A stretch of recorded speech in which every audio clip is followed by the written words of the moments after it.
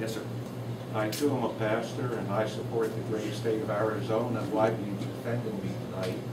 I saw yesterday on Fox that the federal government has closed down a lot of the national parks in Arizona because of the Mexican drug lords control them.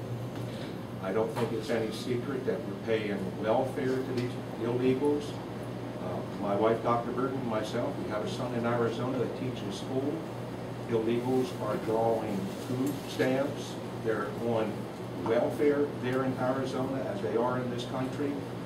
If the conservatives capture Congress again, what are they going to do about the immigration? You talk about all this money. You clear up 300 and some billion that we're spending on illegals, and even in this state, that would be a big chunk of money going down the road. Yeah. I'm legal. I obey those laws out there. I expect them to come in this country. And then Calderon is on the front page today asking us for help to bail him out of the drug lord problems. That's something. I go back to two people. Sonny Bono, former congressman of California, sometimes singer.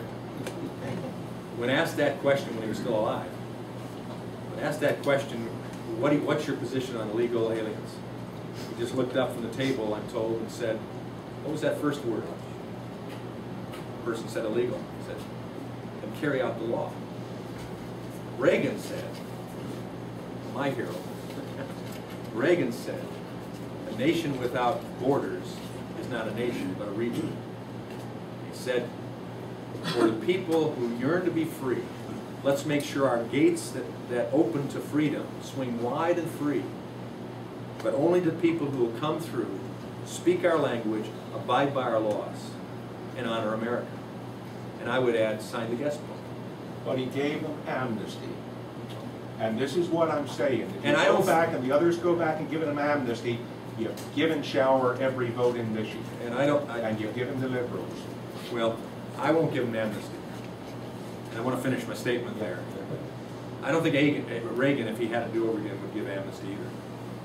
He never thought that would be anything but a one-shot experience, and a very limited group of people at that time. Now it's expanded beyond proportion. It's not 12,000 or 12 million here. It's probably approaching more like 30 million that are here and hidden. I can't speak for everyone who's going to get elected this next time, but I can speak for myself. I will not support amnesty. I do not support anchor baby concept. I believe the laws are there and they ought to be carried out, and I believe there are ways that we can establish a legitimate guest worker program where that's necessary, where we can do at least as good as FedEx or Brown do in following a box, wherever it's at in the world. They know where it's at. There are ways when we can know that an H-2A worker that comes over to Brunson to work on a gladiola farm, that we have the ability to know if they're to be there 6 months, they're there 6 months, and then they're back at the border again and going across legally. We can do that.